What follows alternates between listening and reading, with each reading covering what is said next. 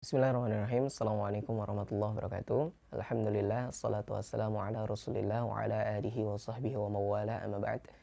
Baik teman-teman, hari ini kita akan bahas terkait dengan mandi janabah, atau yang umumnya di masyarakat kita itu suka menyebutnya mandi wajib. Kenapa kita perlu yang namanya mengetahui tentang mandi janabah, tentang tata caranya, rukun-rukunnya, sunnah-sunnahnya, dan segala macamnya. Kita perlu paham tentang mandi janabah ini, bahwa mandi janabah itu adalah salah satu cara untuk mensucikan diri kita dari hadas besar. Kenapa kita perlu mensucikan diri dari hadas besar? Karena untuk bisa kita itu beribadah secara sempurna, ada beberapa ibadah yang memang itu menjadikan ibadah tersebut itu syaratnya itu adalah suci dari hadas dan najis. Itu. Nah, karena hadas itu salah satu bagiannya itu adalah hadas besar, dan hadas besar itu hanya bisa dibersihkan dengan cara mandi, maka mengetahui tentang cara mandi janabah itu adalah menjadi satu kewajiban. Itu. Maka kita perlu tuh membersihkan diri dari hadas besar dengan cara mandi janabah ini kalau kita berhadas besar gitu, sebelum kita beribadah. Kalau kita ujuk-ujuk ibadah aja tanpa kita bersuci terlebih dahulu gitu, maka sudah bisa dipastikan ibadahnya itu nggak diterima di sisi Allah. Oh, kan diterima atau nggak diterima itu soal persoalannya Allah gitu kan, itu urusannya Allah ya memang gitu, tapi kita bisa berikhtiar untuk memenuhi syarat-syarat, rukun-rukun, dan berbagai macam hal yang menunjang untuk diterimanya ibadah kita di sisi Allah. Nah itu kita harus clear dulu tuh. Kalau misalnya belum clear, kita bisa pastikan itu nggak diterima di sisi Allah gitu. Karena Allah itu baru menerima ibadah itu kalau misalnya itu sesuai dengan apa yang dituntunkan oleh Rasulullah SAW gitu. Maka salah satu hal yang menjadi syarat untuk diterimanya ibadah, khususnya untuk ibadah-ibadah yang mensyaratkan ibadah tersebut itu suci, maka kita perlu mengetahui tentang tata cara atau tentang mandi janabah tersebut gitu ya. Kita mulai dari apa itu mandi janabah. Mandi janabah itu adalah mandi untuk yang ditujukan untuk menghilangkan hadas besar yang ada di dalam diri kita gitu. Mandi janabah ini dilakukan karena ada beberapa hal yang mensyaratkan seseorang itu untuk mandi. Paling nggak ada 6 hal gitu ya. Pertama itu keluar mani gitu ya, baik ini untuk laki-laki ataupun perempuan. Yang kedua itu haid atau haid. Yang ketiga itu nifas. Terus yang keempat itu melahirkan. Yang kelima itu berhubungan intim gitu, atau berjima, atau kalau di dalam definisi fikih bertemunya dua kemaluan gitu. Ini nggak mesti laki-laki sama perempuan gitu, bahkan laki-laki sama laki-laki juga termasuk gitu ya. Dan yang terakhir itu kematian gitu. Nah, jadi 6 hal ini kalau misalnya terjadi sama diri kita, maka kita harus mandi gitu. Nah, mandi janabah ini gimana tata caranya? Kita mulai dari rukunnya terlebih dahulu. Dari rukun yang menjadi rukun dari mandi janabah itu ada 2 hal. Itu cuma 2. Yang pertama itu adalah niat, yang kedua itu adalah meratakan air ke seluruh bagian tubuh gitu. Nah, niatnya ini gimana? Nah, niatnya ini sebenarnya nggak mesti kita ucapkan atau hafalkan dalam bahasa Arab ya. Kalau teman-teman hafal bisa dihafalkan, nawaitul ghusla li rafil hadasil akbari fardhu lillahi ta'ala gitu. Boleh kalau misalnya pakai bahasa Arab dan paham gitu. Kalau cuma hafal doang tapi nggak paham, lebih baik pakai bahasa yang kita pahami gitu. Atau kalau misalnya kita nggak paham tentang bahasa Arab tadi, kita bisa pakai bahasa yang kita paham. Misalnya kita pakai bahasa Indonesia, saya niat mandi janabah, menghilangkan hadas besar fardu karena Allah, itu udah cukup gitu. Atau cuma sekedar saya niat mandi janabah menghilangkan hadas besar fardu, itu udah cukup kayak begitu. Atau bahkan sebagian ulama juga ada yang walaupun saya nggak pakai ini, cukup kalau misalnya kita niatnya itu cuma sekedar saya niat mandi junub gitu, atau mandi wajib gitu. Itu sudah dihitung niat gitu kan gitu.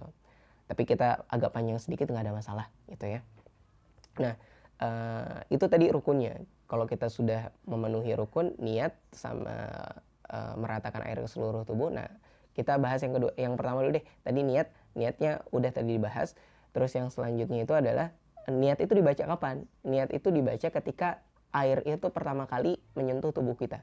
Gitu. Jadi ketika kita mandi ini guyuran pertama, Nah disitulah kita baca niat. Jadi niat itu bukan pas lagi di sebelum kita mau mandi nih, pengen mandi gitu, pengen mandi janabah gitu. Kalau di mazhab Syafi'i itu nggak dihitung niat gitu ya, itu baru dihitung azam gitu. Walaupun nanti di mazhab yang lain ya, kalau teman-teman pakai mazhab yang lain boleh dipelajarin lagi gitu ya gitu. Nah, itu udah dihitung niat kalau di mazhab yang lain. Kalau di mazhab Syafi'i dia baru terhitung niat ketika kita itu memulai rukun fi'ali pertama atau rukun gerakan pertama gitu. Nah, terus di dalam hati kita sambil kita niatkan untuk melakukan hal tersebut gitu, maka itu baru dihitung niat. Nah, yang kedua itu adalah meratakan air ke seluruh tubuh. Meratakan air seluruh tubuh ini gimana caranya? Nah, nanti ada tata caranya yang berkaitan dengan sunnahnya. Nah, tapi untuk rukunnya itu pokoknya seluruh tubuh, bagian tubuh yang masih melekat di dalam diri kita. Kalau udah terpisah enggak ya. Gitu. Kalau misalnya dia masih melekat di dalam tubuh kita gitu ya, seluruh bagian tubuh, anggota tubuh itu harus kena gitu. Yang ada di lipetan-lipetan, yang ada di misalnya ketutup rambut. Nah, itu semua tuh harus kena semuanya. Kulit yang ketutupan sama rambut nih, ini juga harus kena tuh bagian-bagiannya. Maka kita perlu perhatikan tuh seluruh bagian tubuh ini. Kita mandi nggak bisa asal-asalan, tapi kita perlu perhatikan gitu. Kalau misalnya badan kita agak sedikit gemuk, ada lipetan-lipetan tubuh gitu, misalnya di ketiak gitu kan, itu di perut. Nah, itu perlu kita tuh gosok gitu untuk memastikan air itu merata ke seluruh bagian tubuh gitu. Nah, memang nggak seluruh tubuh semuanya, tapi bagian luar aja gitu. Bagian luar itu yang masuk bagian luar ini ya kulit di bagian-bagian luar tubuh kita gitu. Nanti ada bagian-bagian dalam yang itu sunnah untuk dibasuh atau diratakan dengan air. Nah, kita baru beranjak ke sunnah-sunnahnya. Nah, ini kita langsung rangkum aja dalam tata caranya. Nah, untuk tata cara urutan dalam mandi janabah gitu ya, ini diriwayatkan di dalam beberapa hadis gitu. Paling nggak ada 2 hadis yang populer tentang mandi janabah gitu. Yang satu dua-duanya ini diriwayatkan oleh istrinya Rasulullah SAW. Satu Maimunah binti Al-Haris, yang kedua itu Aisyah binti Abu Bakar gitu. Dua-duanya ini sebenarnya menceritakan tentang tata cara mandi janabah yang dilakukan sama Rasulullah, dan prosesnya sama, walaupun yang lebih detail itu yang diceritakan sama Maimunah binti Al-Haris, istrinya Rasulullah SAW gitu. Nah, gimana Rasulullah itu mandi janabah? Kalau berdasarkan 2 hadis tersebut gitu, itu Rasulullah itu sebelum memulai guyuran pertama untuk mandi janabah, yang dilakukan sama Rasulullah itu adalah, ini dimulai sebenarnya dari pas sebelum kita masuk ke kamar mandi. Kita baca doa dulu, baca doa mau masuk kamar mandi, Allahumma inni a'udzubika minal khubuthi wal khaba'is. Terus kita melangkah dengan kaki kiri, terus di kamar mandi itu kita mulai dengan, Rasulullah itu memulai dengan wudu dulu, sebagaimana Rasulullah itu mau wudu ketika hendak sholat gitu. Nah, cuman ada perbedaan nih dari 2 hadis ini. Yang satu itu Rasulullah wudu hanya sampai bagian mengusap sebagian kepala dan telinga gitu. Kakinya belakangan nanti setelah selesai semua guyuran mandi janabah. Yang satunya lagi Rasulullah wudu itu sampai semuanya, sampai kakinya gitu. Jadi sampai basuhan di kaki itu selesai, baru Rasulullah itu mandi janabah gitu. Tapi perbedaannya cuma di situ aja. Nah, setelah kita wudu, sebagaimana kita wudu ketika mau sholat, itu barulah kita mulai dari guyuran yang pertama. Nah, kalau berdasarkan 2 hadis ini, guyuran pertama itu dimulai dari kepala. Itu dimulai dari bagian kepala. Jadi di situ Rasulullah mengambil air gitu. Terus Rasulullah itu menyela-nyela di bagian kepalanya, di rambut-rambutnya itu, di sela-sela gitu. Nah, untuk yang perempuan gimana? Sama sebenarnya gitu, diratakan bagian kepala. Cuman perbedaannya hanya pada, karena perempuan ini umumnya rambutnya itu panjang gitu, maka kita harus memastikan seluruh rambutnya, kulit-kulit yang ada di kepala yang tertutupi oleh rambut itu semua kena gitu. Maka yang perempuan, yang akhwat, bisa ketika membasuh bagian kepala atau meratakan air ke bagian kepala itu diulang beberapa kali untuk memastikan bahwa airnya itu merata ke seluruh bagian kepala, baik itu rambutnya ataupun kulitnya gitu. Nah, jadi rambut-rambut yang masih nempel di kepala ini menjadi bagian yang wajib untuk diratakan oleh air gitu ya. Jadi harus kena nih gitu. Kecuali kalau rambutnya udah rontok misalnya, itu rambut-rambut yang udah rontok, udah lepas dari kulit kepala, nah itu nggak wajib untuk dibasuh gitu ya. Bahkan nggak perlu dibasuh gitu. Nah, setelah bagian kepala, Rasulullah meratakan air ke bagian kepala sampai 3 kali, barulah Rasulullah itu ke bagian tubuh sebelah kanan gitu, baik itu ke tangannya, kakinya gitu, atau bagian tubuhnya gitu. Nanti ada pendapat lain bahwa yang bagian kanan dulu baru kiri itu sebenarnya bagian-bagian tubuh yang ada kanan dan kiri, kayak tangan, kaki gitu ya, telinga, terus kaki, tangan, telinga gitu kan. Nah, tapi ya kita bisa ambil semuanya lah gitu ya, mau itu badannya atau tangannya atau kakinya gitu, kita awali dari bagian sebelah kanan dulu itu, baru kiri gitu. Nah, nanti dari badan, udah di badan dan tangan, baru ke bagian bawah. Oh iya, maaf, ada yang kelewat gitu. Setelah tadi Rasulullah wudhu, sebelum Rasulullah wudhu itu sebenarnya Rasulullah itu membersihkan kemaluan dulu. Nah, ini umumnya dilakukan ketika kita itu misalnya kalau yang laki-laki itu habis keluar mani gitu ya, baik itu sengaja ataupun nggak sengaja, itu menjadi syarat wajib dia itu untuk mandi janabah sebelum dia melakukan ibadah gitu. Jadi membersihkan kemaluan gitu. Atau misalnya yang udah suami istri gitu kan, itu juga harus membersihkan kemaluannya juga gitu ya sebelum mandi janabah gitu. Baru Rasulullah wudhu, baru tadi sampai ke sunnah-sunnah yang tadi itu, dari bagian kepala, terus bagian tubuh sebelah kanan ke kiri, terus bagian kaki. Nah, kalau tadi kita di hadis yang pertama itu wudhunya cuma sampai bagian kepala dan telinga, terus nggak dilanjutin kaki, maka menjadi harus kalau misalnya kita itu setelah selesai mandi itu membasuh telapak kaki gitu.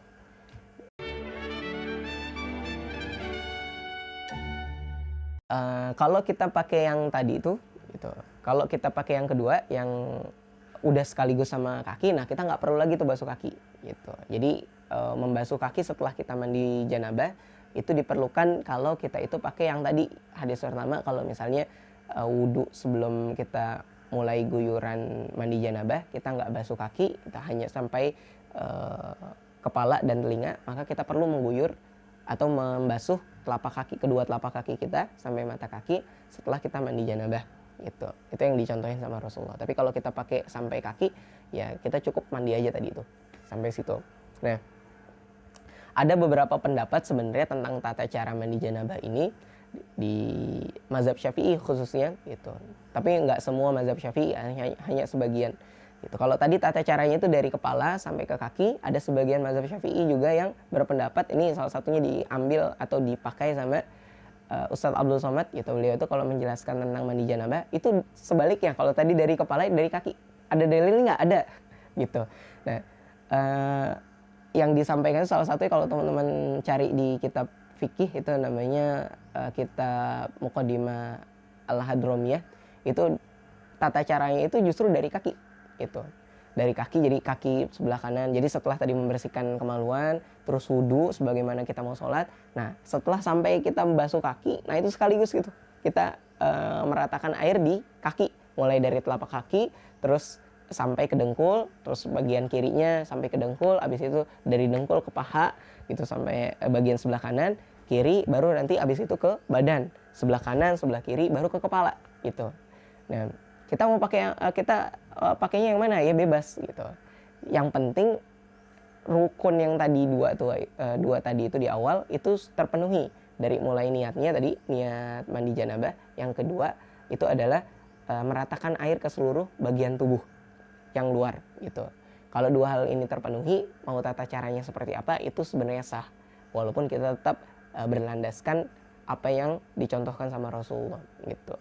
Nah, kalau tadi kita mau pakai yang dari kepala dulu boleh, kalau mau dari kaki dulu ya silakan gitu. Kalau berdasarkan kesehatan memang yang lebih mendukung itu yang kedua tadi, gitu, yang dari kaki gitu, karena kondisi apalagi kalau kita tuh baru bangun tidur ya gitu, kondisi tubuh kita itu nggak siap dengan air yang, apalagi kalau misalnya kita dingin gitu ya airnya gitu. Nah, itu bisa memicu stroke gitu di sebagian penelitian itu gitu. Nah, kalau kita dari kaki itu lebih aman. Tapi pun kalau dari kepala juga nggak apa-apa. Kenapa? Karena kita udah wudhu duluan, kan nggak langsung ke kepala. Kecuali kalau misalnya kita mandi langsung jur kepala gitu kan.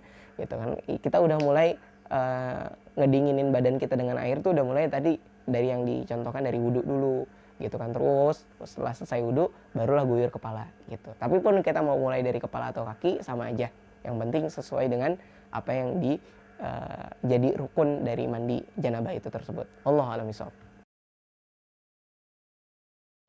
Guys, 3-1. Utamakan dakwah, jaga derajat.